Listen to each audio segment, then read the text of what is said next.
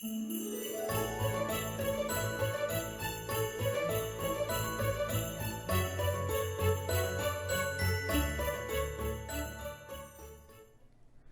hello, hello, everyone, and welcome to this warm fireplace area for you to join us for this live optimization webinar. Thank you so much for joining. We're going to have a little fun. We've got our crazy sweaters on. We got this green screen thing going on. It'll be great. So glad that you are here to join us. So we got a lot to get through, so I'm going to dive right in. Here's what we're going to be focusing on today is looking at year end. And you might be saying, hey, crazy sweater dude, I'm in the middle of year end. I can't do anything else at this point. Well, when we look at revenue, where it comes in over the course of middle of November to the end of last year, or to the end of the year, looking at last year, we see this type of pattern across a lot of organizations where there's a little bump about Giving Tuesday. We just got through that. Hopefully you had a little bump, but it's really just a small percentage of overall revenue that comes in year end, and particularly that comes in December. So 85% of revenue, we're just getting into this heavy period of revenue. But look at this. According to our benchmark, 44% of all calendar year-end revenue comes in the last 3 days of the year, and actually 36.3% of revenue came in on the last day of December alone. So when you look at this kind of year-end giving curve, and you may be thinking, I don't have enough time to make kind of changes, I hope you do, because there are some really, really important days and times coming up where donors are looking to give. And if we can make small changes to improve and optimize our emails and landing pages, we can take full advantage of this giving season and the time that we have left. So that's what we want to do today. But we're also going to be running our own experiment, actually kind of on you. So instead of having one or maybe two people present, we're going to have actually a whole host of people. So not one, not two, not three, not four, not five, but 6 different people will come in and review 12 different emails and donation pages, samples that you or your colleagues or peers actually submitted to say, please tear this apart, or please optimize my email and page. So that's what we're going to do today. A couple housekeeping things. We will record this. So if you want to look back at the sweaters and laugh, you'll get the recording later. You can do that. We will also send out the slide deck. So as the team goes through and optimizes different emails and makes notes, we will send you that slide deck. So focus on taking notes and asking questions, not so much about what is actually going on the slides, because you'll get them later. And then please, please, please ask questions. We are going to stay as long as we possibly can to answer as many questions as we possibly can. So here's how you can do that. You can chat on the window. If you're on a desktop, it'll be kind of to the right, or on your mobile phone, it'll be down below. If you chat, myself or Nathan, we'll try to get back to you, and we'll make sure to answer those questions with as much time as we have possible. So back to kind of today's experiment, you're going to hear from 6 different people looking at these samples. Who are these crazy folks? Here's just a real quick introduction. If you're not familiar with me or NextAfter, or you're like, what is happening right now? Here's just a little bit about who we are and where we're coming from. So we're 3 things. The first thing is a digital fundraising consultancy. So we work hand in hand with nonprofits to help them optimize and improve their online fundraising. So we hear a lot of voices from our client services team that work directly with these clients to optimize and improve their campaigns.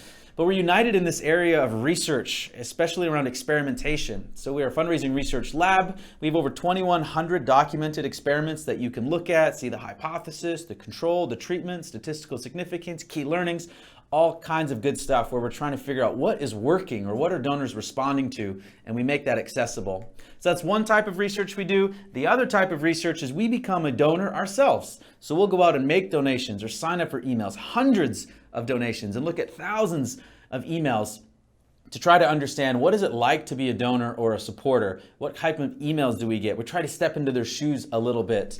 And then this leads to the third thing that we are, and we're a fundraising institute. And this is really where I spend a lot of my time is trying to say, what is working in the world of, you got these bouncing things here. What is working in the world of online fundraising, and what are we seeing organizations do or not do? And then how do we translate that into resources and training opportunities, webinars like this or online courses? That's really where we try to spend our time, because we have this mission to decode what works in fundraising and make it as accessible to as many nonprofits and charities as possible. So, and that's really the heart behind our key event. We had it in Denver last year with a circus theme. This year it's going to be in Austin at the end of September. It's going to have a Willy Wonka theme. So we're trying to figure out how do we do a chocolate river in the middle of a convention hall. But anyways, if you want to come and attend or learn more about this event, you can learn more at neosummit.com. All right, that is more than enough about us. We want to get into your stuff, your emails, your pages. And so before I bring up our first optimizer here, I just want to say thank you so much to everyone who submitted your email or donation page. We received over 150 or so of these emails and donation pages. So we are only going to be able to get to a small percentage. We're going to try to get through 12. But these 12, the core principles and the tips and the ideas that the team comes up with, 99% of those tips and ideas will apply to you. So as you're looking at these examples, whether it's your example or not, be making these notes and taking ideas down about what you can actually change or improve with your own email or your own donation page. So just wanted to clarify that. All right, so let's dive into it. We're going to bring up our first guest host optimizer, Courtney Gaines. Hi. Courtney, thank you for coming. I love your sweater. Thank you very much. I bought it off the rack. Yes. I handmade mine. I don't doubt it. You can't really see it. I'm so short. And you can probably see right through it. Yeah, exactly. So Courtney is a vice president here and is a brilliant optimizer and a fellow Northerner. We say words the same way. So yes. I will hand it off to Courtney. Great. And you will take us through some optimization, please. Thanks, Brady. All right, we'll start out with an organization called SeekNet. They sent in an email and donation page. We're going to start with their email appeal right away. This is what it looks like. So this email that they sent in, it does a great job of sending from an actual person. It does include a video in it. It's signed by their CEO. But the primary objective with this is a donation ask. So when we looked at this, we thought, okay, where are some areas and what are some things we can do to test this email? First of all, the video. There's some experiments we've done in the research library that we'll dig into in a little bit to look at how to test into video. Should you use it? Should you not? Another area is also on the hyperlinked text. And the third I want to look at is the sender. Are these the best methods to be using for this donation appeal? Let's start with the video. So this email uses a video in it to tell this person's testimony, someone who has been impacted by this organization. We know that video is a great tool for engagement. We see email engagement increase in clicks and getting traffic to websites when we use video. In fact, let me just show you an example of that. Here was an experiment we ran where there was a video in the email. We actually removed it to see the impact of it, and we saw a decrease in clicks by 58%. We also know that testimonials work great, so that the email that was sent in used a video that was a testimony. So here's an experiment of a testimony. There was no testimony in the control email. We added it in, an increase in clicks. So yes, email or video increases email engagement. Testimonies increase email engagement, but does it actually help donor conversion? What we have found is that when you use video in email appeals, so donation asks, it actually has a negative impact on donor conversion. You can see that in this experiment. In the control, there was no video. We added a video in. So we're asking people to both, watch the video and make a donation, and it results in a negative impact in conversion. And so I would just encourage you, if you're using video, what are some other methods to use video? Could you put it in social? Could you actually take this transcription of the video and put it in the email itself and still do the donation ask? Or maybe it's even just a cultivation email ahead of your donation appeal, but I would separate them and not put them into the one email to tell them to both watch and make a donation, because there's significant friction in that. Also, hyperlinked text. We had talked about this whole idea of people giving to people, and I feel like this email does a really great job of communicating that and showing that it's from a person. There's not this big marketing template, but some of the other elements that lead to an email looking personal and believable that it's from a person is even something like the hyperlinked text. We've tested into this. Here's an example from an organization that had hyperlinked text, and we thought, how can we make it more believable, more personal, that an actual person sent this? If I'm going to send an email to Brady, I'm not going to hyperlink the text in my email to him. I'm going to shoot him an email that has a raw link in it. And what we've found pretty consistently across the board is that when you use hyperlinked text and you use this whole personal approach, you can increase donor conversion. Last is the sender. A lot of organizations will send from their president or CEO, and that's great and that's fine, but I do challenge you to think through who your emails are coming from. Could we be sending it from another person in the organization? So here we are. We tested this with an organization called Buckner International. They send their emails from their CEO, and we thought, what if we sent it actually from a program director that this email appeal was all about? So we sent it from their program director, and we saw 150% increase in donations. Now, I'm not saying stop sending from your CEO or president. I'm simply saying test it. You might see a different response and having a different sender. It's also kind of like breaking up someone's inbox. If I'm always hearing from Brady Josephson, I may start ignoring your emails. Come on. But send it from another person just to kind of bring some newness and even just believability that Joanne sent it and not the CEO. All right, so that's email. Let's take a look at SeekNet's donation page that they sent us. Here's a look at that, just kind of a background of what this is. This is their primary donation page. All of their traffic, as far as we know, is pushing to this page. When we look at this page, I do see some key opportunities for optimization. The first is in the main message. We'll get to that in a moment. Another area is in the suggested gift amount, and then their form fields. Now, as you're going to hear today, there's a lot that we could probably dissect on a lot of these pages. I'm really just bringing forward some of the key areas that I could see some testing being done and have a pretty significant results on. So first, let's take a look at the main message. The main message on this page is 1 sentence long, which is interesting. And I think we see this a decent amount. A lot of times we'll even see pages that just say donate, like people are already ready to give once they get to that page, but we can't assume that. We can't assume that they're ready to convert and make a gift right there on the page. We need to communicate to them why. In fact, we've done a donation page research study. Brady had mentioned all of the research that we've done, research studies we've done, and we found that 62% of nonprofits had less than 4 sentences on their donation page. Some of the testing that we've seen, here's a great example. This control had, 1 line of text. We added this big old paragraph of copy communicating why you should make a gift to this organization. And, we saw a huge lift in donor conversion by 150%. The great news is that SeekNet's donation page already has copy on the page. It's just a matter of putting it more in line with a person's eyesight. When you're looking at this page, your main message is at the top there. Consider taking all of that awesome value prop that you have in the right-hand column and putting it just right back up on the top there. And you'll have a larger main message area, a stronger value proposition.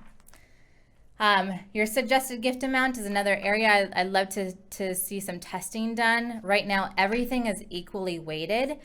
Consider actually making a specific suggested gift amount, maybe taking a look at your average gift on the page and proposing something that's slightly higher than that. Here's an example of an organization we worked with where they actually already had $50 selected, and we thought, let's see if we can draw an even stronger emphasis on it and telling people that this is actually the most popular gift, consider giving this. And what we found from that is not only were we able to increase conversion rate by almost 8%, but take a look at average gift, almost 15% overall revenue, about 24%, just by saying, hey, not only do we think you should make a $50 donation, but it's the most popular. This is the one to make. So that's another great suggestion in testing for the donation page. Last is on the form fields. There's a lot that we could be testing in this area. I'll break it into 2 sections. One is the order of information, and second is what should you actually include on your form fields. Here's a test that we had done with the order in which we're asking people to provide their information. The control led with a person's information, then it went to the gift amount, and then the payment amount. We tested it to actually lead with someone telling us how much they wanted to give, then going into their personal information, and then their payment amount. And we saw a 4% increase in donations. Now, I think that we have a lot more testing to do in this area. This is simply just to say, I noticed the way that your form was set up was slightly different than the majority of the forms that we use and test into, and to consider testing this area. And I should say too, in that research study, we found that 74% of nonprofits had gift, personal, then payment. So part of what's in this is donors are used to this order of sequence of how to purchase. So there's more testing, but if you're not doing this order, then it's kind of out of the ordinary or slightly different. So be sure you know that that works. Yeah, that's great. All right, and then the last thing I wanted to point out is in that same research study that we did on donation pages, we found that 40% of organizations are actually asking for non-essential information on the donation form. And I think this is probably one of the most common things we see on donation forms. Everyone wants to ask for everything, like social security number, dog's name, mom's name, like whatever they can get out of the people, we're asking them. And we need to consider actually what is necessary to make a donation. We've tested this many, many times. Here's a great example of that. You can see the donation form on the left. It's also even the way that the page is laid out. It's everything is vertical, so it's like this long form. If I got to that page, I'd be overwhelmed, and it might cause friction, and they might not convert. And so we took out some of the fields that we don't feel are necessary to make a donation. Maybe you don't actually need a phone number to be required, or comments, or how did you hear about us? You don't need all of that extra commentary on a donation page. Push that to another stage in the donation process, or maybe after the gift. And when we were able to do this, we saw a almost 40% increase in donations. So think about what you're asking for on your donation pages, how it's laid out. Can you make even just the perception of the form to look shorter? Even if you're asking for the same amount of information, it's that mental perception that it's going to take a lot of work to make a donation. So I just went through a ton of ideas backed by some of the research that we've done. I do want to point something out, that we have awesome tools for you all to be able to start applying some of the things that we're all talking to you about today.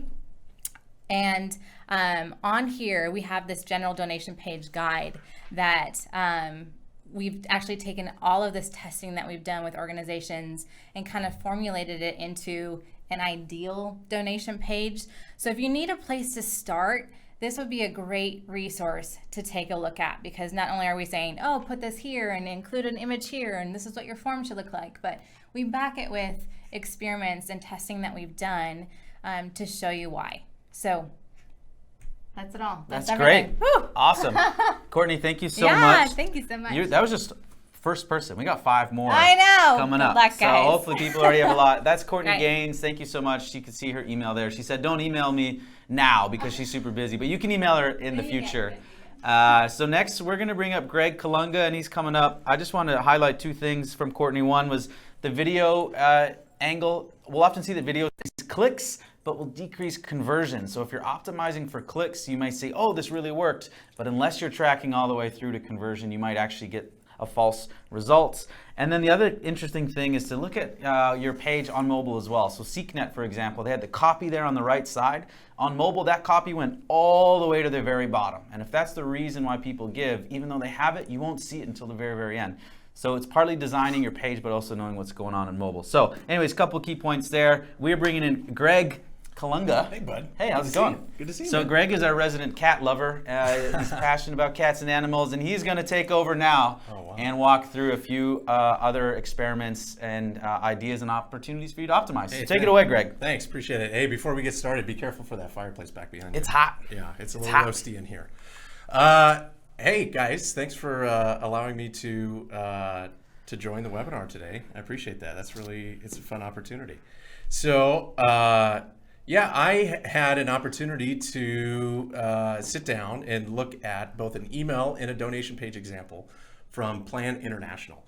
And so just want to spend a few minutes kind of going through both of those elements and sharing some high-level observations. I'm trying my best not to make sure that I replicate what Courtney already taught. It's good. So if I do, apologies, and I'll apologize for anybody behind me that might be repeating what Courtney or I both say. So Plan International, you submitted email and a donation page. And so I just want to scroll through the email real quick. Unfortunately, I didn't get sender information. I didn't get subject line. I didn't get sender name or reply to email address or anything like that. I just got the full image of kind of the body content. So didn't make any observations around who it's coming from, what subject line you used, anything like that. But the top of the email kind of looks like this, leads with logo, big, beautiful, full color image. Some great copy in here in terms of driving motivation and several calls to action, a couple of images here throughout the body. So let's go all the way back up to the top and just take it from there and kind of work down to the bottom. And so I just had a couple different observations that I want to share with everyone on today's webinar. So first thing is looking at just asking ourselves, could addressing the reader individually actually improve the likelihood that somebody will lean in and take action? But then subsequent to that too, this is a very beautiful, well-designed email. But I think through a lot of our experimentation, actually, we have actually found that the more marketing veneer, the more polish that you have around the email template, both in terms of the images, but also like the use of logos, and the more it looks like a web page more than an email written from somebody that you know, the more likely that it is that you'll have difficulty inboxing that email. But then on top of that, the less likely people will be to respond to it. So my question is, can we improve results through one of these two approaches? And I have, of course, some wonderful research here. This organization had a highly stylized and templated email, and we made it this really super ugly looking what we call plain text over here on the side, but it also addressed the reader, in both versions, and made it very clear. And this had a pretty profound lift in terms of donor conversion rate. So again, why is that? One, it's different. The reader looks at it and goes, oh, I must know this person. And their first reaction when they look at it is, this must be a personal note for me, not a marketing email that I can ignore or should ignore, right? And so it just increases the likelihood there. There's some technical mumbo jumbo that I won't get into, but also image to text ratio and the balancing between that technically can inbox at a higher rate. So donor conversion goes up naturally because more eyeballs have an opportunity to see your email as well. So my next question is, could changing the color or making the button look more buttony increase the clicks, right? So this button kind of shows up twice, but it's right above an image, and there's no real kind of action oriented kind of look and feel to it. It almost kind of looks like a header for the image, right? And so this organization, CaringBridge, sent a highly stylized email, have a big fat button down there, but also kind of doubling back on kind of what we looked at before and making the button look really prominent as a part of the context of what else is around it. And so in this case, this increased clicks by 80%. And so an opportunity maybe for this email to improve results is to color it, make it look more buttony, have it blue, maybe put like a couple of open alligator mouths kind of pointing to the right, so it looks like once I click this, I'm going somewhere. A lot of those kind of visual elements around your calls to action can actually make that stand out and make people pay more attention to it. Next question that I had here was just in looking at the email, again, really great content. The images are beautiful. And looking at the images, can we increase performance by removing this image? And what we found through some experimentation here is that if the image is actually not congruent with the copy, that by simply removing it, it creates less distraction and focuses the reader on the call to action.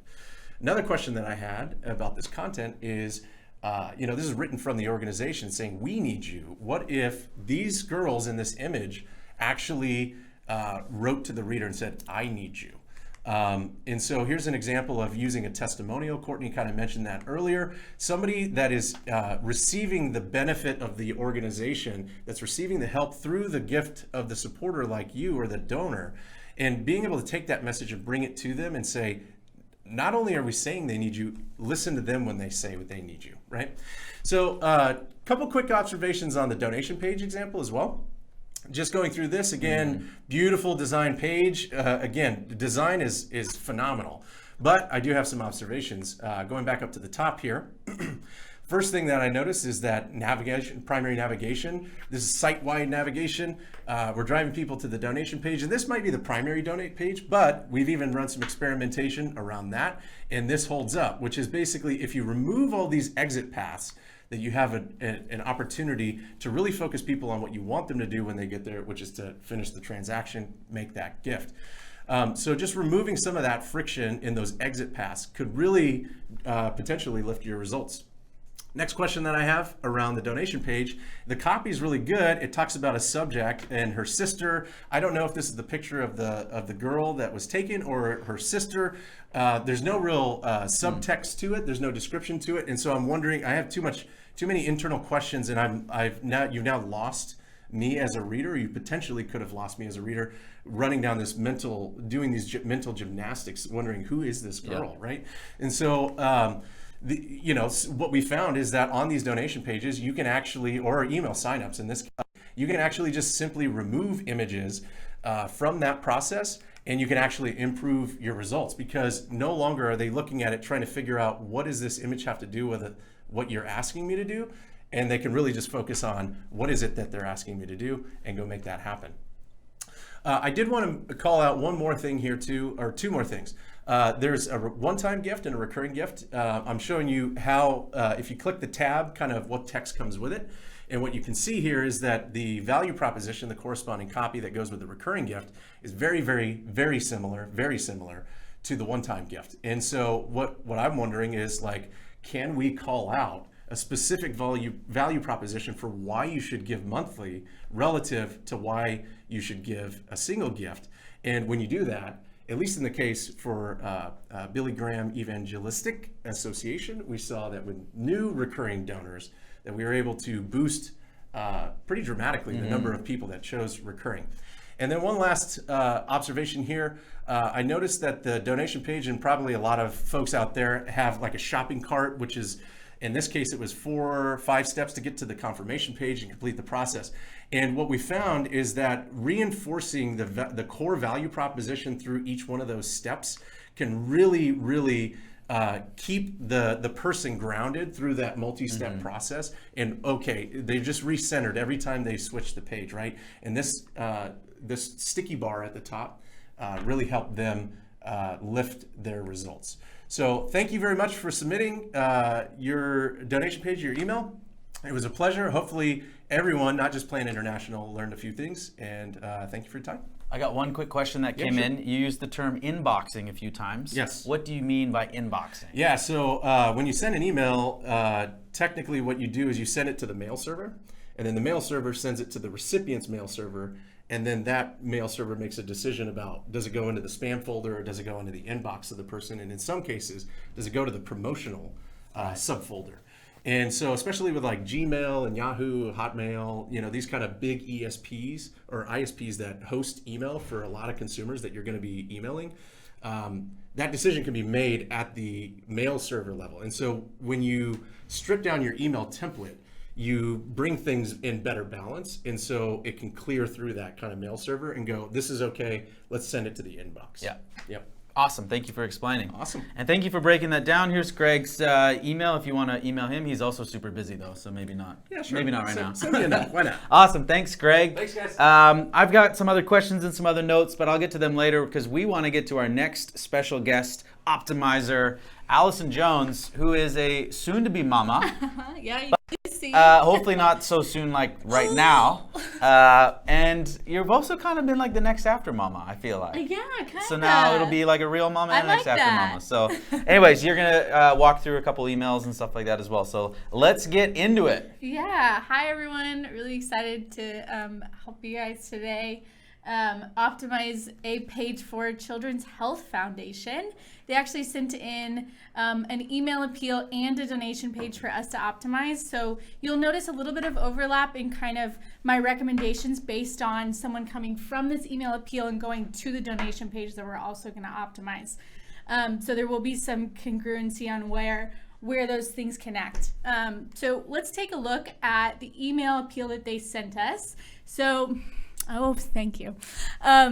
So Children's Health Foundation is a Canadian organization that focuses on basically transforming pediatric care through different quality of life programs for the hospital, and helping fund different equipment and things like that. So just to give you a little bit of background on that organization, when I look at this email appeal, I don't immediately know that. So if I'm brand new to the organization, really the first thing that I notice is really obviously this cute picture of a little boy named Calvin, but also I see a lot of stuff about match language. So if we're just taking a look really quick, I'll just run through a couple of observations, just looking at the appeal itself. First, we have a large header image with text over it. And that's the first thing in the email. And I actually really like the text that's on here. You can change a child's life. One of the things that we talk about with email appeals a lot, and donation pages, is really helping make the donor feel like the hero. So how are we going to talk less about the organization itself and how what we're doing is great, and how do we really make the donor feel like my gift is really what is going to make a difference here? Okay, so I actually really love that value proposition, but the area that it's in is something that we'll talk about in just a second. A couple other just quick observations. We have a lot of buttons and distracting graphics in the email. A lot of these are also surrounding the match language. So if you take a look at a couple of the different headlines, we have make 2 times the impact as the main headline. Your donation will be doubled. Your gift becomes this when matched.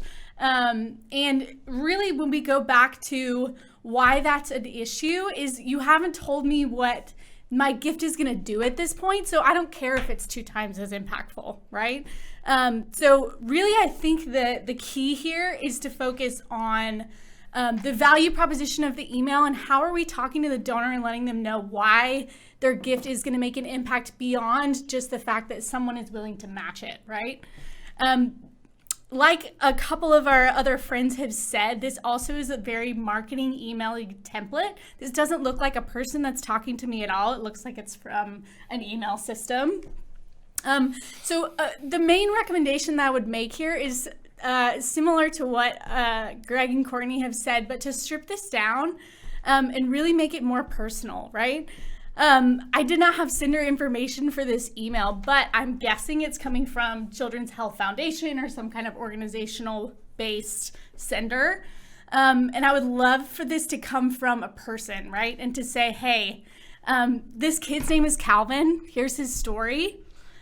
Here's what your gift is actually going to do for children like him. Is it going to fund, this piece of equipment that could help Calvin beat his disease? Is it going to provide, life-giving research for a hospital? Like, what is my gift actually going to do? And to provide that value proposition about the impact of the gift before I even go into mentioning the match, right? Because if I'm going to donate to this organization, I want to know, what is my gift going to do before I even get into, is it going to be matched or not, right?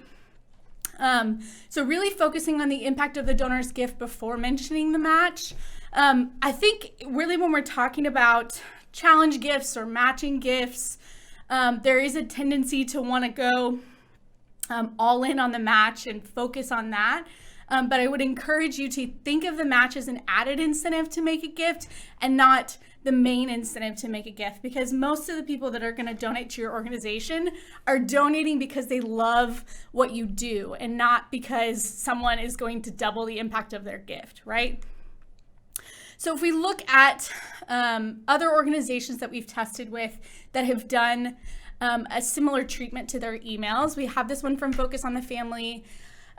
It has a marketing template kind of feel. There's an image in the email, and it does have elements of personal communication and value proposition in there, but just by changing the templated feel of it and keeping the exact same copy, we saw a 77% increase in donations from this email.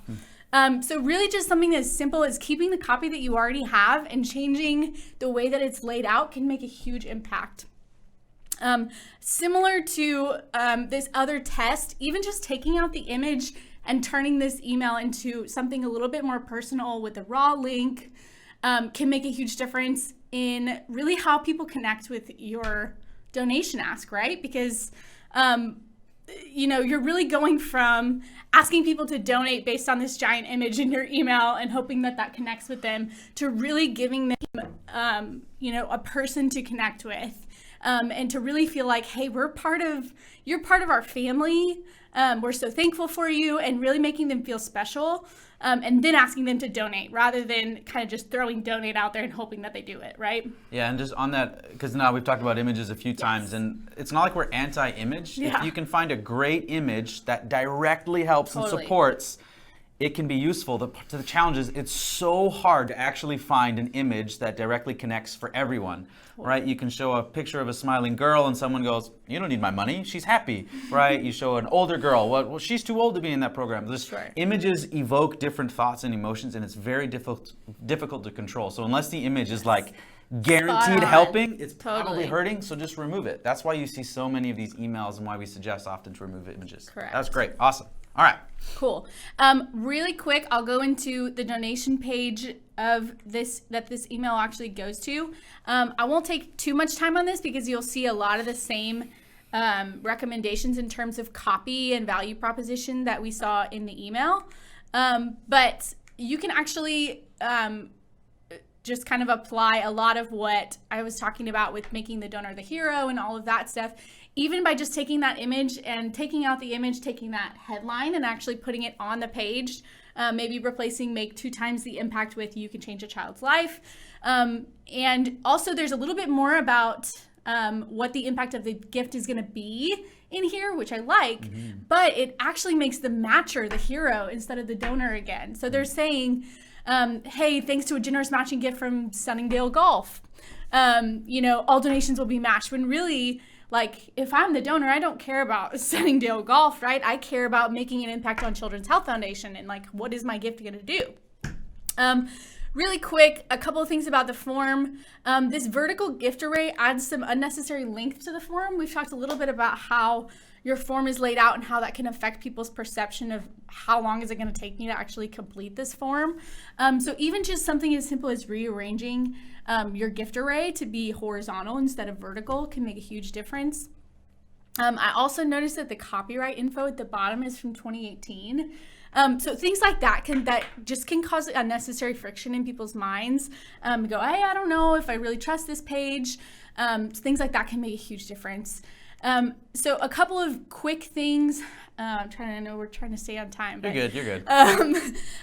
Here's a proposed treatment. This donation page was actually for National Catholic Register, but it kind of is a similar look and feel to how I would recommend that Children's Health Foundation rearrange this page. So even just something as simple as adding your logo to the top of the page. I noticed that the logo was within the image. So if we're removing that, we need another place to put the logo. So top left-hand corner is a great place to put that. Remove their header image and replace it with a value-focused headline. Add your value proposition. All of these things we've kind of talked through already in terms of gift array and really how that looks on the page.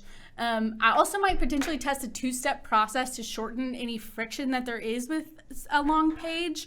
If you do have additional form fields that are necessary for your gift form, potentially testing a 2-step form, that could be another recommendation. And also add something that indicates the security of the page. So also updating your copyright information and all of that is key for security, but really even just something as simple as adding a little box with a lock around your credit card information can have a huge impact on people's perception of the security of your page. Because you might know that your page is secure, but always just reinforcing that to the donor that we're going to take care of your money. We're going to make sure that your gift goes to the right place and you don't have to worry about that, right? So what we call a radical redesign of this page, this is the original National Catholic Register page that we started with, and then the redesign that we proposed. We actually saw a 162% increase in donations from this redesign. So, but even if you don't have the time or you don't want to change all the things on your page at one time. Just making simple changes to the page and it can lead to a little lift at a time, right? So if you maybe just take one or two of these things and apply those, like that's better than nothing, right? So I would encourage you that even if you're in the middle of year end, like Brady said, and you're like, I don't really have time to do all of this, just take one thing, change your headline or test an image or test removing an image. Like all of those things can add up to big lifts at your end. So yeah. Awesome. Hopefully that was helpful. And I wish you all the best with your year-end campaigns. Thank you very much. Yeah. That was great. So as we're transitioning out here, just a couple points. There's a really good discussion right now in the chat about deliverability and changing who a sender's from. Our very own Justin Beasley is weighing in there. But really, deliverability is a function of many things, but it's tied to your actually sending domain. So even changing the sender shouldn't necessarily change that too much. But it's also a function of engagement, right? So if you send a more personal email that's stripped down, that maybe makes its way into the inbox as promotions, gets more reads, gets more clicks, then you'll start building a better reputation. And so that's why this strategy can often win over time. But also, it's no guarantee it's going to work for everyone and not a guarantee that it's going to work immediately. This is why testing is important. And what we're trying to share is things that we've proven across multiple clients and multiple tests. We're trying to share with you to say, we think this will work. So hopefully that can work for you. And then just if you can't test a bunch of things, to what Allison was saying, the good news is the message, the copy you use in the email or on your donation page is often the most important thing that leads to a donation. And the good news is it's often the easiest thing for you to test. So maybe you can't change your form field layouts and don't have control over your donation tool, but you probably have control over the message in the email or on the page itself. So those are some areas to think about when you're making changes. So next up, we are going to bring up Rebecca Josephy. Come on up. And we think that we may be long lost cousins, and Josephie's just like the American optimized version of Josephson. It's true. That could be true. We're not sure. We need to look into it. But you're going to walk through a couple more examples for us. That's right. All right, take it away. All right, let's get started. So the email that I'm going to go through today is from the Wyoming Outdoor Council. A few things that have already been mentioned today, but again, just as we look at this email, the best way to optimize, a few things come to mind.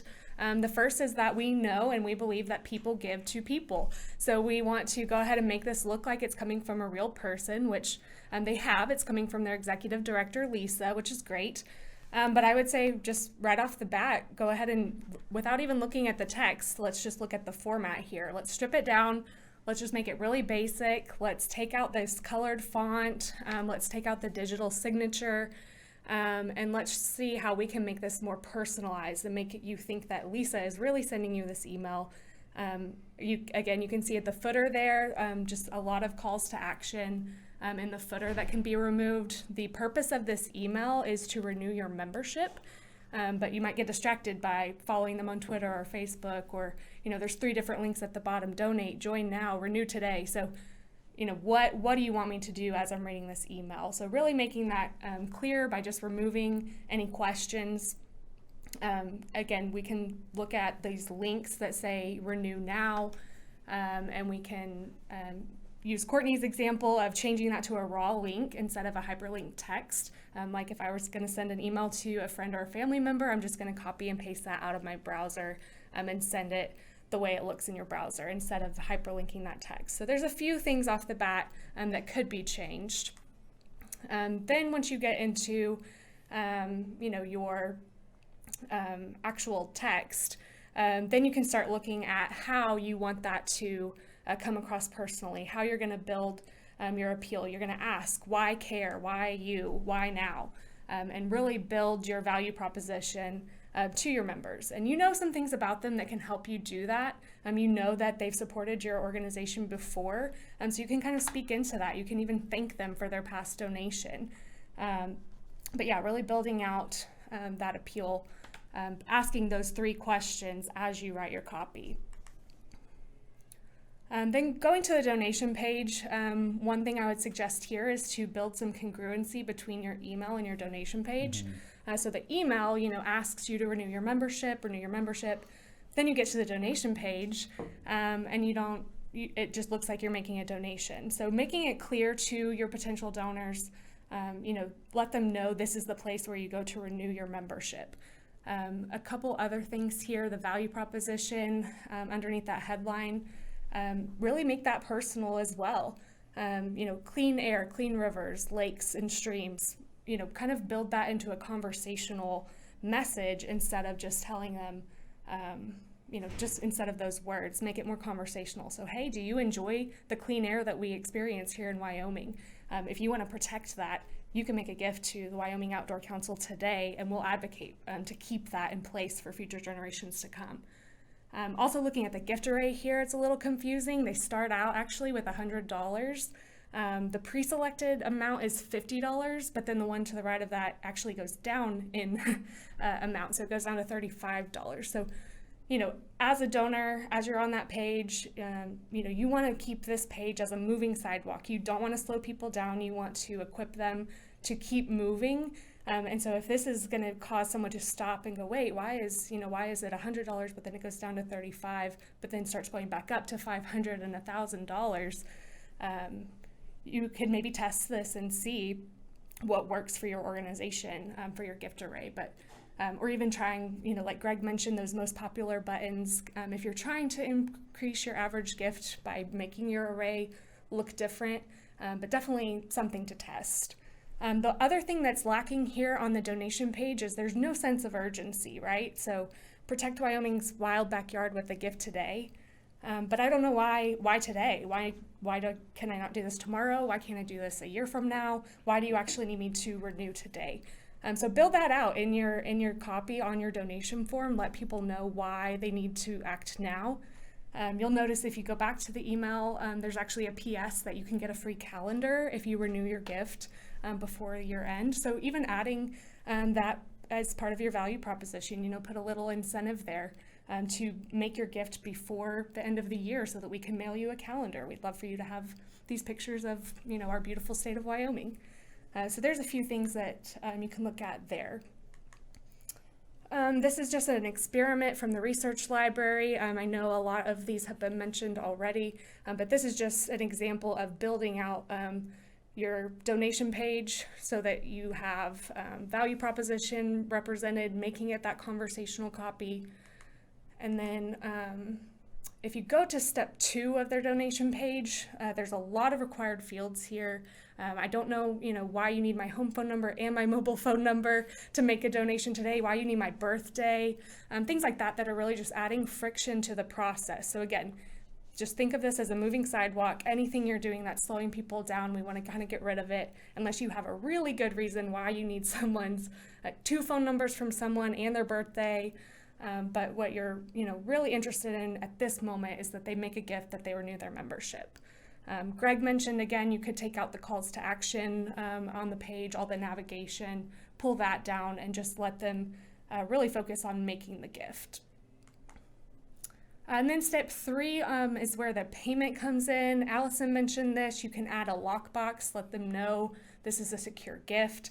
There's actually a place where you can select to make a monthly gift, but that's not mentioned here on this back end where you're actually making your payment. So maybe throwing that in, why you would want to give a monthly gift instead of just a one-time gift, or even just reminding them, hey, we're going to, charge your card for $50 per month starting today, and really just give some clarity as to what's next. If I hit this blue donate button, what comes next for me? So that is kind of their 3 steps to their donation page, a few different things that you could look into optimizing.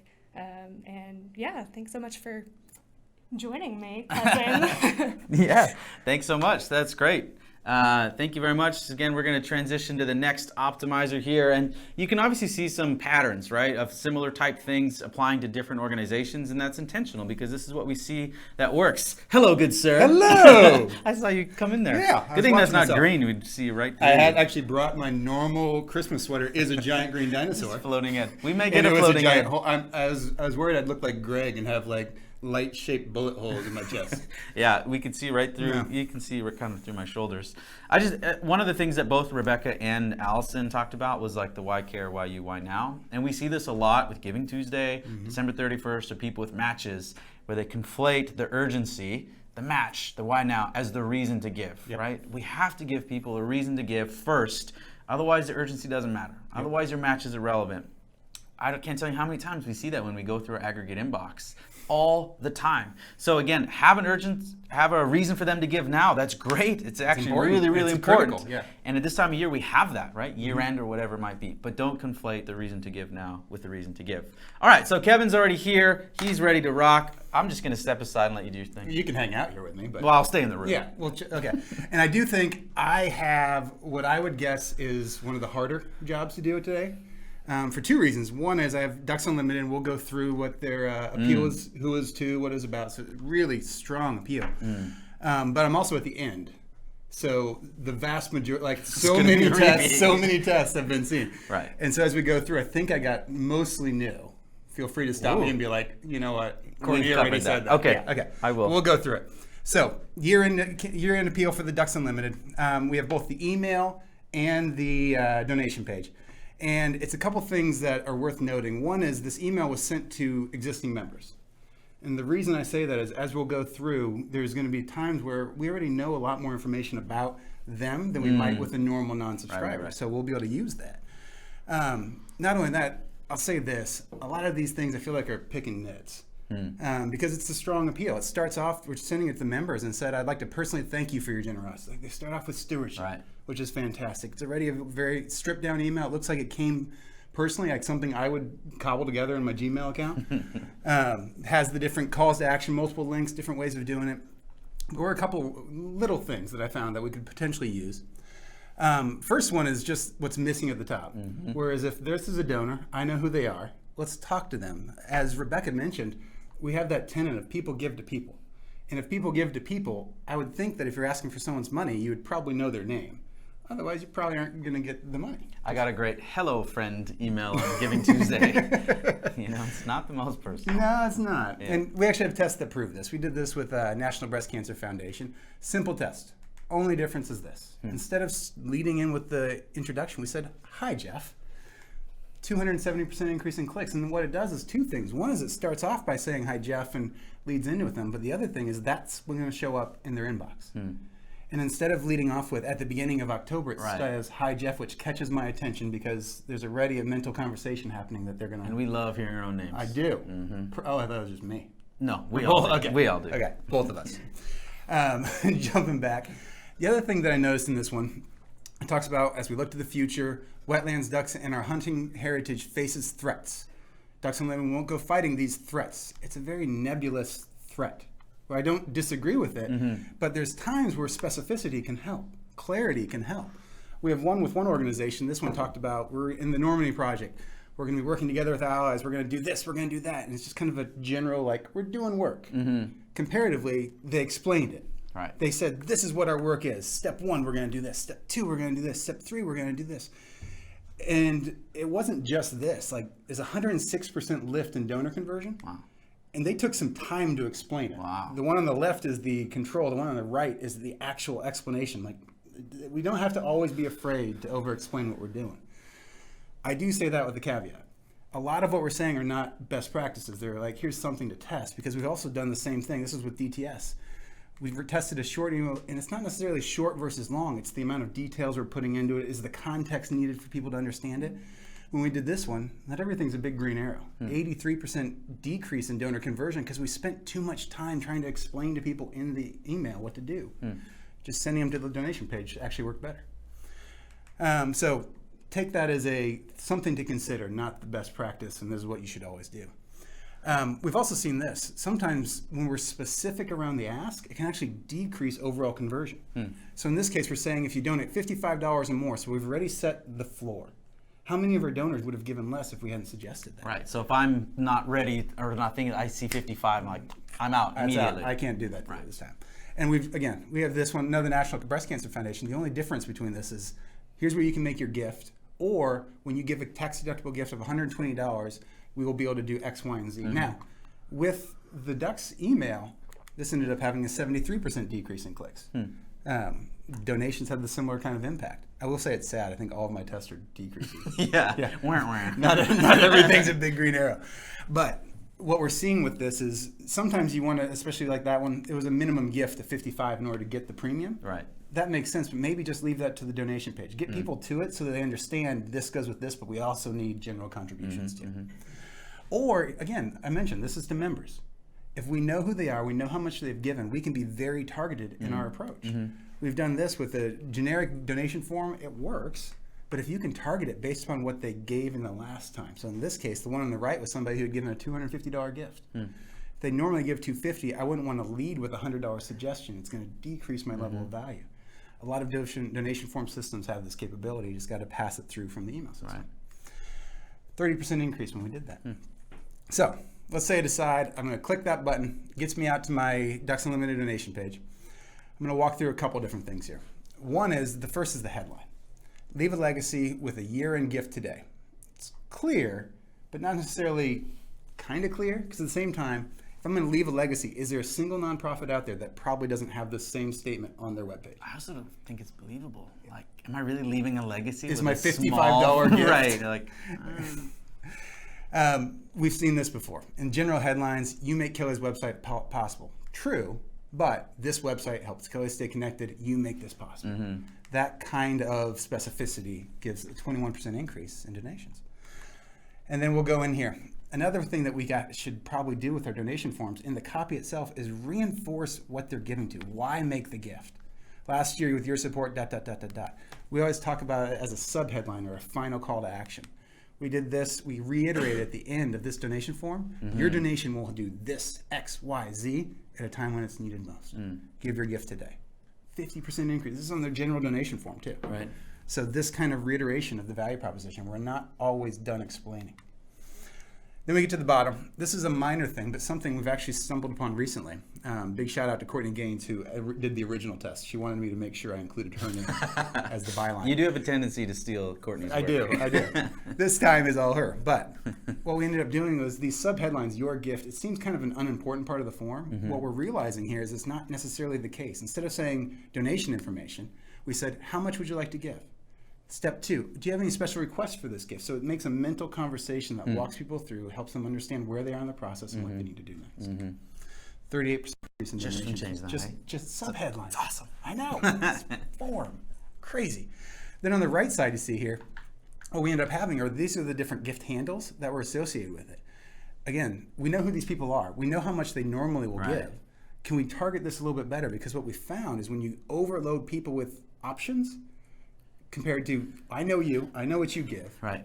I can be far more targeted, 50% increase in revenue when we limit that amount of giving options. So another option is just simplify our gift array based upon the person, or lead with the little bit and then focus not on the 10 different options I have here. Right. I'm going to move past this one because, again, I think this is the one that, We've covered that we've one. covered this Yeah. one. Thank you. Shorten it if you can. It's a visual shortening. It's amazing. Friction is all in the mind. Perception That's what's is amazing. reality. That's right. I think we said the same thing 3 different ways. Yeah. That was nice. That was good, though. Final thing I'll mention here. I'm not going to get into the other forms. It does a lot of great things. It indicates security on the form. It's targeted as far as the copy goes. There's security indications at the bottom. But one thing we can do, and then most, regardless of your donation form, most have the ability to put text below the form in like a footer. What we found is sometimes, again, reinforce the value of the gift at every single step. In this case, instead of donate $70, it's donate $70, but at the bottom we said tax deductible donation empowers does this. Like, this is why you're giving. Remind them right before that point where they have to click and give away the money. Yeah. 31% increase. So, Awesome. there we go. That's Thank me. you. That's my face circled. Thank you so much. Well, we're right about 2 o'clock, but we have one more guest optimizer to come in now. It's Tim Kachuriak. So if you can stay, please stay. Well, you can, look at that. We got the floating head. If you can stay, please stay. Well, Tim has some more information to share, and then we'll handle all your questions. If you have to go, we will send you the recording, and we will also try to go quick because I think a lot of what we've covered has maybe some repeats. I'll leave it up to you, Tim, and take it home. Yeah, so apparently somebody didn't get the memo to not wear green today. So I got the part about getting a Christmas shirt, but the whole green shirt thing. So deal with it. Okay, so let me set up this first one. So this is why most email acquisition campaigns falls short. It's for a very simple reason, right? You're scrolling through Facebook, you're seeing something that catches your eye. Ooh, Quest for the Super Bee. You click on it. It takes you to this email sign-up opportunity. You fill out the sign-up form, and then it's kind of like, big gulps up. Well, see you later, right? There's nothing for me to do after I've given my email address. And if you think about that, there is so much momentum that's working in your favor. Remember, you've stopped somebody from actually scrolling through Facebook, which is kind of amazing in and of itself. They click on it. They then enter into a transaction with you where they give you their name and their email address. Sensitive right? info. And then there's nothing left to do. And so what this next experiment or this next series really deals with is this whole idea of an instant donation page, which means as soon as somebody completes that first action of giving your email address, on that confirmation page, have an embedded opportunity for somebody to give. And the next submission that we received is actually an instant donation page. So it kind of looks like this. And I'll scroll from top to bottom. So it's following up from the action that the user just took. Your free guide, the 4 things you need to do to renew your holiday spirit, is on its way to your inbox. And then it transitions into an ask. There's a gift array, there's an embedded donation form, and there's an opportunity to give. So let me point out some of the good things this thing does. This instant donation page follows a lot of the things that we have actually tested and codified in this instant donation page template. It begins by following up and referencing the first action that the person took. Your free guide that you just requested, it's on its way to you. It'll be there in a few minutes. Then it begins to transition into a value proposition, a reason why somebody should give a gift. It has an embedded donation opportunity. They even actually use security around the payment information, saying that this is in fact secure, which we've tested and found to make a big difference. And it even has third-party credibility indicators at the bottom, the seals, the banners, the badges. So let's go into a couple things that could be done to improve this page. Kevin just touched on this last time, but it's ordering the giving workflow, going from something that looks like this to something that looks like this, that has step 1, choose your donation amount. Step 2, choose your free gift. Step 3, provide your billing information. Step 4, provide your secure payment information. So just by guiding people through the mental conversation that they have with themselves as they go through the process of completing the transaction can have a significant impact. Very similar. This is the test I think that Kevin referenced. Same deal here, 38% increase in donations just by ordering the steps related to completing the transaction. So number 2, here's another thing that might be tested on this page. Simplify the usability of the gift array. So what do I mean by that? Well, there's a problem we have, right? Because when we use gift arrays that uses radio buttons, we have a very small window, where people are supposed to get their little clicker lined up and click on it. Now, if you take into account that a lot of times today are engaging with your donation page on a mobile device, you have an instrumentation problem here, right? I mean, I've got about a 75 pixel, finger. I mean, some of you may have a 100 pixel finger, right? I mean, so it's hard to get this tool to line up with that actual device. And so I've got a really good mnemonic device that will help you remember and never, ever, ever forget about this very important thing. WWSMS. What would Sir Mix-a-Lot say? What would he say? I mean, if you've been around in the 90s and were alive, he would say, I like big buttons and I cannot lie, right? And so big buttons are such a great way for you to make it easier for people to engage with clicking on the gift array and your donation form. Here's an example. Go from radio buttons to big clickable buttons, 23% increase in conversion. Here's another example, the same exact concept, 6% increase. It doesn't always have the same impact, but it does make a difference. Here's the same thing, going from radio buttons to big clickable buttons, 46% increase. So that's the second thing you can remember is WWSMS, what would Sir Mix-a-Lot say? So number 3, personalizing the headline. So if you look at the headline of the landing page that I referenced, it references, hey, thank you so much. Your holiday gift guide is going to be on its way. So it's very similar to the control version in this experiment, but actually by making one little change, by personalizing that very first piece of text that people see, instead of just thank you, Jeff, your resource that you requested is on its way, we saw a huge difference in this particular case. So just personalizing that first line of text can make a difference. Okay. If you want to learn more or actually get more of the different things that we've tested or things that you could test with your instant donation page, you can download this template. We'll send this out after the broadcast today, correct?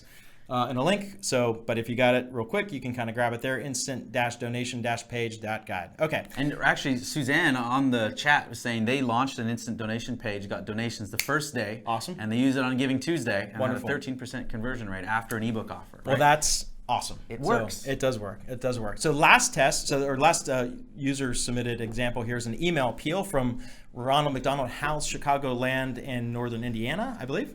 And here's the email. Here's what it looks like. I'll scroll from top to bottom so you can kind of see the whole thing in context.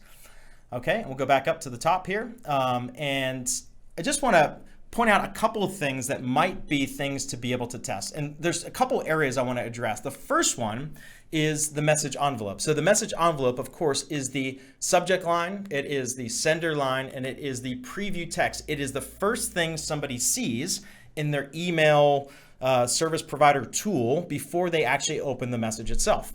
And these different things can all be tested to try to get more people to open the message. So if we look at the original version that was submitted here, we've got the from line is info at, it's sent to, and their subject line is, as you can see here, and I think because this was forwarded to us, we don't have the preview text. But one of the simple things that we could change is the sender. So just testing, sending from a different sender, same preview text, same subject line. In this case, we found a 26% increase in opens. Maybe testing not just a different sender, or testing a different subject line. And this is something that many of us have probably experimented with. Just changing the subject line can make a difference. And then sometimes we can do a radical redesign, which means we change every element of the message envelope at the same time. We change the the from line, we change the subject line, and we change the preview text, as in this example. And in this case, it produced a pretty significant increase in the number of opens. So that is one thing, or one area of focus in this email. The second thing is the message body. And the goal of the message body should get people to click with motivation to go to the page and actually complete the transaction. So I think Kevin mentioned this. One simple thing we could do is add personalization to the email, and that can sometimes make a significant difference in the number of people that actually click through to the landing page. Another thing we could do is just change the design, going from more of an HTML design to more of a plain text design. People give to people, not to email machines. This is one of the ways you can humanize your message. 14% increase. Now, I want to just real quickly just drill into one thing that's interesting about this copy here. So this email opens up with a story. And it says, the day your child is born should be one of the happiest moments of your life. And I've had 4 children, and I know exactly what they're talking about. I remember being there in the delivery room and experiencing this cocktail of emotions. I went from laughing to crying. I mean, it was just an amazing experience. But the story literally flips in one sentence. Then she's born with only half a working heart. And I think the challenge with this is that you don't really engage me enough in the story before you flip the switch and begin to kind of go into the negative aspect of that story. So maybe kind of expressing that, the day your child is born is an incredible time. Or maybe even just starting, like it says right here, Adrian and Jason held her for the first 5 minutes before she was rushed, to the NCIU, right? And they'll go into explaining a little bit more about what that's like, the sights, the smells, and then all of a sudden the beep, beep, beep, the alarms go off, doctors are rushing around, and then all of a sudden tragedy sets in. And I think that this is epidemic in a lot of our emails, is that we're so quick to jump into what we want, which is somebody to respond by giving a gift to our organization, that we don't spend enough time actually engaging somebody in the story, so that they can feel it, so they can actually go in their own mind and actually experience what you're about to share with them. So that's just one little point on the messaging point itself. And I think, Brady, we're getting pretty close to being out of time, right? So we're over time, so keep going. Okay. Well, I think that's pretty much it. But some of the same stuff. Same stuff we've seen before. So let's go ahead and end it here. And any questions? We're going to handle some questions. There's a few questions. If you're still sticking around, we got you covered for a few more questions. Please feel free to chat those in. And then just to recap, we did want to make sure you knew about a kind of special offer. As we said, we do a lot of training. And one of the things we've launched recently is online courses. And if talking about writing and storytelling, maybe if you go down, you'll just be ahead on the desk. Perfect. Hello, Tim. Hello. We partnered with Amy Harrison to do a course on online copywriting for online fundraising. And what's really interesting about that is she goes into detail about how to structure copy, how to build emotion, how to solve a problem. It's really, really great. It's one of 7 courses we have. And what we're actually doing is if you use this code, year-end 2019, you can save 50% on any of these courses from now until the end of the year. So if you're wondering, man, how do I write that copy? That could be a resource for you. And then we'll send this out later, but we want to get to a few questions. And one of the questions that just came in, we were talking about gift arrays. Yes. We often have a gift array of 3 amounts, and one's kind of pre-selected. But they said, have we done any testing of just maybe like no array? Is that something worth testing, or is that something worth looking at? We have, and I think when we have tested it in the past for organizations that have very high average gift amounts, having the gift array can actually suppress the average gift amount. So using just an open field would be a better, strategy in that place. But that's a very simple thing that any organization could test. You could test an open field versus having a pre-populated gift array with different options. And you can measure a couple of different things. Number one is what's your average gift between those 2 different experiences? What is your conversion rate between those 2 different experiences? Because if the goal of the actual page is donor acquisition, you may be happy to accept a lower initial average gift if you get more actual total transactions. And then the final thing you compare is obviously total revenue, right? Which is kind of the combination of those 2 factors. And where we've seen an open field work more strategically sometimes is if you have a high average gift, so high value donors or people who give a lot online, sometimes it's hard to guess how generous. You just give them an open field. Or people who've given multiple years in a row. We don't really need to guide them all the way. They kind of know, let's back out, let them be generous, right? And gift arrays work really great for acquisition landing pages. So on those instant donation pages, that kind of gives people an anchoring as tangible, to where they 50, should 20, where they should land. Another question that was earlier and that we didn't answer, but we'll cycle back. They were wondering, is there a difference between using a hyperlink versus a raw link? Have we tested that? Is there a difference in that? Yeah, we have tested that. And what we have found when we have tested it is that the raw link actually outperforms the hypertext link. And it goes back to just a couple of different principles we've talked about. Number one, sometimes the hyperlink, you don't know if it's clickable or not. Like if there's like very little color differentiation between the actual normal text and the hypertext link, you don't know where that link is. Also, just going back to people give to people, humanizing the email. When you send an email to a person, I mean, maybe you're different, but generally speaking, we're running and we're going as fast as we can. And the simplest way to embed a link in an email is you copy and paste and you just slap it into the email, right? Yeah. And so it's a raw email format, or raw link format. So that's something we have validated through testing.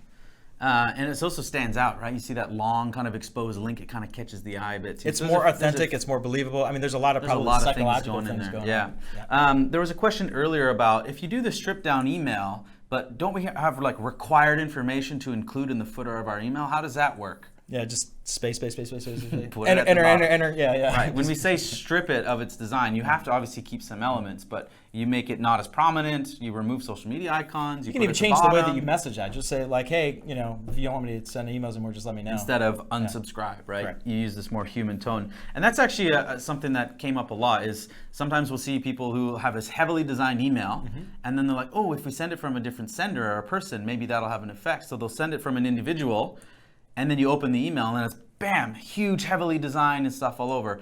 These elements need to work together, right? They do, yes, absolutely. So what should someone be doing if they're thinking about, I'm going to do a different type of test, I want to take this approach? Is it sender? Is it design? Is it all of it? So I would recommend starting with a radical redesign, which means if you have traditionally sent more HTML based, lots of images, lots of graphics, it comes from the organization, not from an individual, I would change all of those things. Right? Because the ultimate goal you're trying to do is be able to increase the biggest possible impact in terms of a difference in giving, right? And so the more variables you change, yes, you might not be able to isolate what specific thing made the change.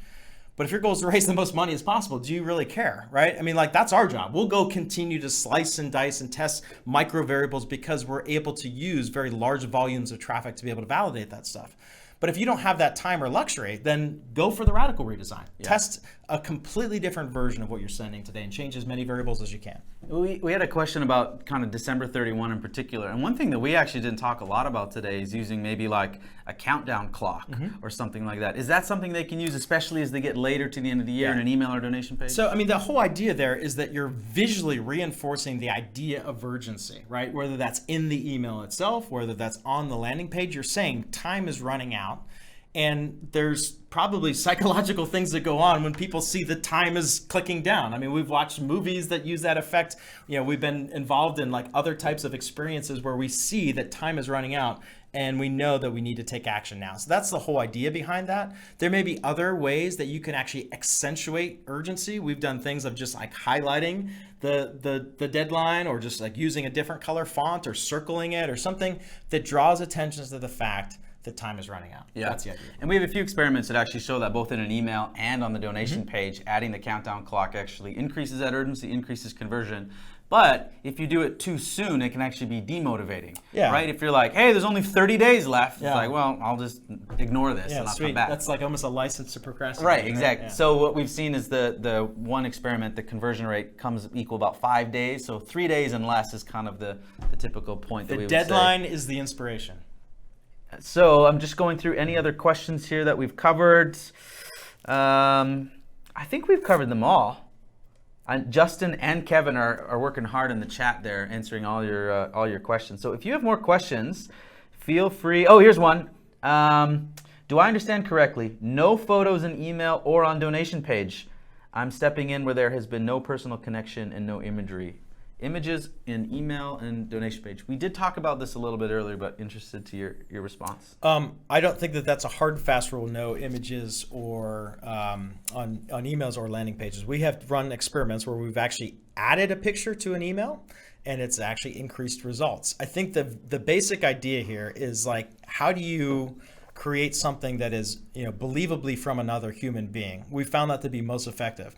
Also, I think Greg addressed the whole technical reasons why that works. If you have lots of images, if you have lots of HTML code, if you have lots of other things inside of your email, the email service providers will see that. They'll say, this is somebody that is trying to market to people, and we know that our users don't necessarily want to be marketed to, they want to be communicated with, so we'll go and put that in the promotions tab where it belongs. And the problem with that is that obviously less people see your message because hardly anybody checks the promotions tab. And so less people click, less people get an opportunity to give. So yes, it's not a hard and fast rule, but in email, I would say use them sparingly. Yeah, and the thing that we said earlier is unless it's 100% helping, it's probably hurting for some people. So the easier thing is to kind of remove it from the equation. It's also a really easy thing to test, right? Yeah, I mean, a simple question to ask yourself is, does this image actually help to reinforce the value proposition that I've laid out, or enhance it in some way that I can't do through some other means? Yeah. And then one thing I wanted to circle back to is Kevin was talking about like the need to kind of explain a little bit more about how a donation is used. And I know a lot of people are worried about educating people into fundraising. Like, we can't educate people into making a gift, right? It's not all logic, it's emotion. So we're not saying like educate and explain in like a PhD level. No. What we're saying is you have to use clarity to articulate what their donation will do. If they don't know that, then that's oftentimes we assume like, of course you know what Ducks Unlimited is going to do with your $50, but do you? Like, we have to. Yeah, this is the challenge of being inside the organization and trying to communicate with people that are on the outside. So we have tremendous understanding about like what we mean by saying certain things, and other people just don't. So there is an element of education that has to go into it, right? If somebody understands, then they can actually like determine value and then make a decision whether or not to respond. But if they can't understand it all, then it's not worth their time, and it becomes irrelevant, and then they hit the red X, or they hit the delete button, or they bail out of the process, right? So it's about helping people to understand. Suzanne has a question here. Said, we're getting rid of all our fancy banners. Would you recommend even getting rid of our organization logo on the top of a donation page? I would test your way into that. So we have, in certain scenarios, we have done unbranded landing pages, mainly for acquisition purposes, because the brand was getting in the way of the actual message and the authentication of that message. So we have tested that and found that to be effective. But at the same time, when it comes to retaining these donors over time, if they are not very clear about who they're giving to, that could pose some significant challenges down the road. So I'd be very, very careful about removing your logo from your donation page. Yeah, agreed. And then email, sometimes we'll just say, if you have to have it, maybe put it at the bottom where it's less prominent. What you want to avoid is someone who hits your email, hits your landing page, and they see this big old logo, and it's the first thing that they see, right? Correct. You want to build trust and not kind of oversaturate or overmarket to them. But there are 3 questions that anybody that goes to any web page asks themselves whether they're conscious of that or not. It's like, where am I at? What can I do here? And why should I do it? So the why question is the one that we're really drilling in on, which is the value proposition. But we have to also say, here's where I'm at and here's what I can do here. So don't completely like throw those out the window. So we've gone well over. I appreciate you sticking around and putting up with our headless leader and this weird thing that I'm wearing, which is actually really hot. Yeah. So I'm sweating. So we're going to wrap it up here. We'll make sure that we send out slides, some links to resources, these discount codes if you want to go deeper. And thank you again for everyone who sent in your examples. We'll try to get back to you with as many as we possibly can, but it's a really busy time for us as well. So we'll do what we can. We'll get you the resources. And in the meantime, if we don't see you before now, we hope that you have a very wonderful Christmas and a happy holidays. Thanks.